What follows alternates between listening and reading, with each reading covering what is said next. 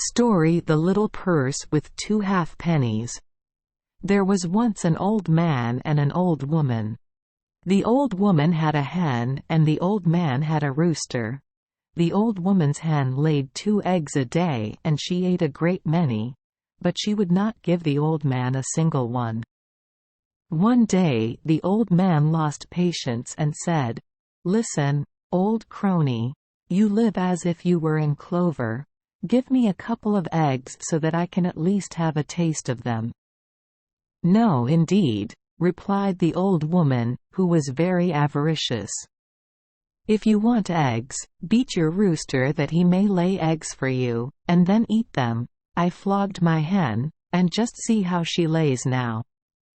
The old man, being stingy and greedy, listened to the old woman's talk, angrily seized his rooster, gave him a sound thrashing, and said, "There, now, lay some eggs for me, or else go out of the house. I won't feed you for nothing any longer."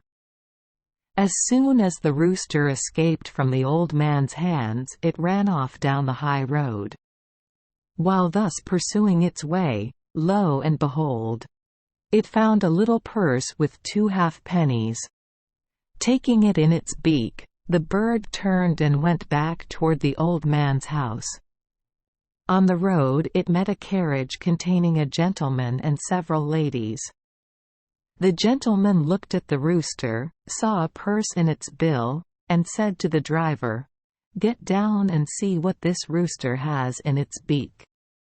The driver hastily jumped from his box, took the little purse from the rooster's bill, and gave it to his master.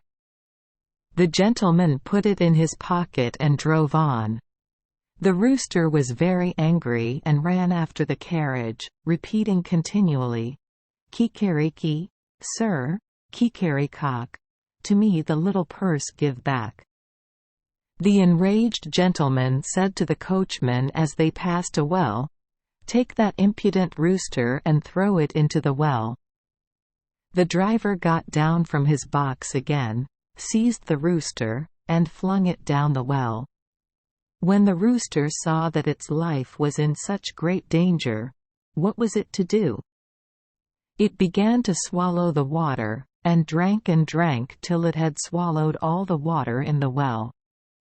Then it flew out and again ran after the carriage, calling, "Kikeriki, sir, kikerikock, to me the little purse give back." When the gentleman saw this, he was perfectly amazed and said, "Ho ho! This rooster is a perfect imp of Satan. Never mind. I'll wring your neck, you saucy cockerel." When he reached home he told the cook to take the rooster, throw it on the coals burning upon the hearth, and push a big stone in front of the opening in the chimney. The old woman did what her master bade her. When the rooster saw this new injustice, it began to spit out the water it had swallowed till it had poured all the water from the well upon the burning coals.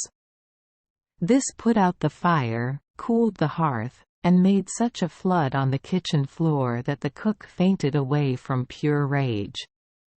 Then the rooster gave the stone a push, came out safe and sound, ran to the gentleman's window, and began to knock on the panes with its bill, screaming, "Kikeriki, sir, kikerikock, to me the little purse give back." "Heaven knows that I've got a torment in this monster of a rooster," said the gentleman. "Driver, rid me of it, toss it into the middle of the herds of cows and oxen. Perhaps some bull will stick its horns through it and relieve us." The coachman seized the rooster and flung it among the herds. You ought to have seen the rooster's delight. It swallowed bulls, oxen, cows, and calves, till it had devoured the whole herd and its stomach had grown as big as a mountain. Then it went to the window again, spread out its wings before the sun so that it darkened the gentleman's room, and once more began, "Kikeriki, sir, kikerikock, to me the little purse give back." When the gentleman saw this, he was ready to burst with rage and did not know what to do to get rid of the rooster. He stood thinking till at last an idea entered his head. "I'll lock it up in the treasure chamber. Perhaps if it tries to swallow the ducats, one will stick in its throat, and I shall get rid of the bird." No sooner said than done. He grasped the rooster and flung it into the treasure chamber. The rooster swallowed all the money and left the chests empty. Then it escaped from the room, went to the gentleman's window, and again began, "Kikariki, sir, kikarikock, to me the little purse give back." As the gentleman saw that there was nothing else to be done, he tossed the purse out. The rooster picked it up, went about its own business, and left the gentleman in peace. All the poultry ran after the rooster so that it really looked like a wedding. But the gentleman turned green with rage as he watched, and said sighing, "Let them all run off to the last chick. I'm glad to be rid of the torment. There was witchcraft in that rooster." But the puffed-up rooster stopped proudly along, followed by all the fowls, and went merrily on till he reached the old man's house and began to crow, "Kikariki." When the old man heard the rooster's voice, he ran out joyfully to meet the bird, but looking through the door, what did he see? His rooster had become a terrible object. An elephant beside it would have seemed like a flea, and following behind came countless flocks of birds, each one more beautiful and brilliant than the other. When the old man saw the rooster so huge and fat, he opened the gate for it. "Master," said the bird, "spread a sheet here in the middle of the yard." The old man, as nimble as a top, laid down the sheet.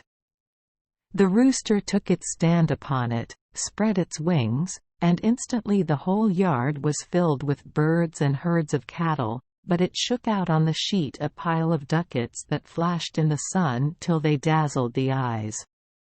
When the old man beheld this vast treasure, he did not know what to do in his delight, and hugged and kissed the rooster. But all at once the old woman appeared from somewhere, and when she saw this marvelous spectacle, her eyes glittered in her head, and she was ready to burst with wrath. "Dear old friend," she said, "give me a few ducats." "Pine away with longing for them, old woman. When I begged you for some eggs, you know what you answered. Now flog your hen, that it may bring you ducats. I beat my rooster, and you see what it has fetched me." The old woman went to the hen coop, shook the hen, took it by the tail, and gave it such a drubbing that it was enough to make one weep for pity. When the poor hen escaped from the old woman's hands, it fled to the highway. While walking along, it found a bead, swallowed it, hurried back home as fast as possible, and began to cackle at the gate. The old woman welcomed it joyfully. The hen ran quickly in at the gate, past its mistress, and went to its nest. At the end of an hour it jumped off, cackling loudly. The old woman hastened to see what the hen had laid.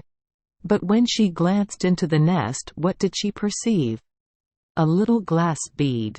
The hen had laid a glass bead. When the old woman saw that the hen had fooled her, she began to beat it, and beat till she flogged it to death. So the stupid old soul remained as poor as a church mouse. From that time she might live on roast nothing and golden wait a while, instead of eggs, for she had abused and killed the poor hen, though it was not at all to blame. But the old man was very rich. He built great houses, laid out beautiful gardens, and lived luxuriously.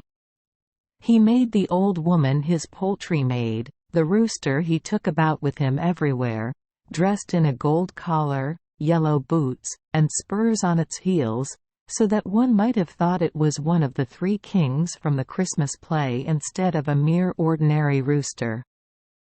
Thank you for joining us for today's fairy tale.